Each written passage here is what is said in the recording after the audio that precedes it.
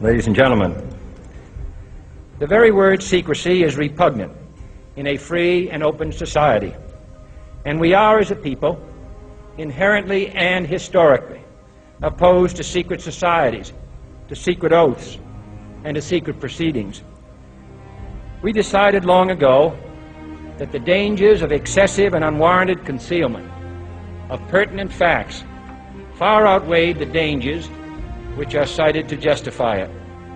Even today, there is little value in opposing the threat of a closed society by imitating its arbitrary restrictions. Even today, there is little value in ensuring the survival of our nation if our traditions do not survive with it.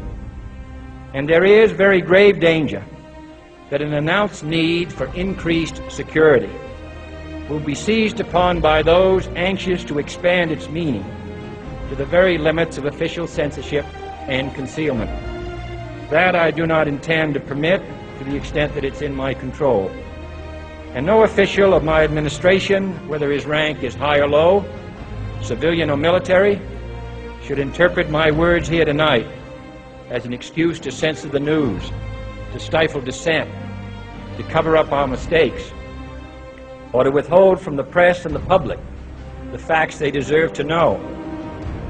For we are opposed around the world by a monolithic and ruthless conspiracy that relies primarily on covert means for expanding its sphere of influence, on infiltration instead of invasion, on subversion instead of elections, on intimidation instead of free choice, on guerrillas by night instead of armies by day. It is a system which has conscripted vast human and material resources into the building of a tightly knit, highly efficient machine that combines military, diplomatic, intelligence, economic, scientific, and political operations. Its preparations are concealed, not published. Its mistakes are buried, not headlined. Its dissenters are silenced, not praised. No expenditure is questioned, no rumor is printed, no secret is revealed. No president should fear public scrutiny of his program, for from that scrutiny comes understanding, and from that understanding comes support or opposition, and both are necessary. I am not asking your newspapers to support an administration, but I am asking your help in the tremendous task of informing and alerting the American people. For I have complete confidence in the response and dedication of our citizens whenever they are fully informed. I not only could not stifle controversy among your readers, I welcome it. This administration intends to be candid about its errors. For as a wise man once said, an error doesn't become a mistake until you refuse to correct it. We intend to accept full responsibility for our errors, and we expect you to point them out when we miss them.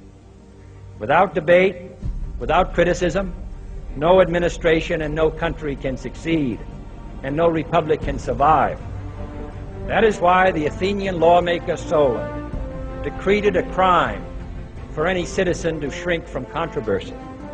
And that is why our press was protected by the First Amendment, the only business in America specifically protected by the Constitution, not primarily to amuse and entertain, not to emphasize the trivial and the sentimental, not to simply give the public what it wants, but to inform, to arouse, to reflect, to state our dangers and our opportunities, to indicate our crises and our choices, to lead, mold, educate, and sometimes even anger public opinion.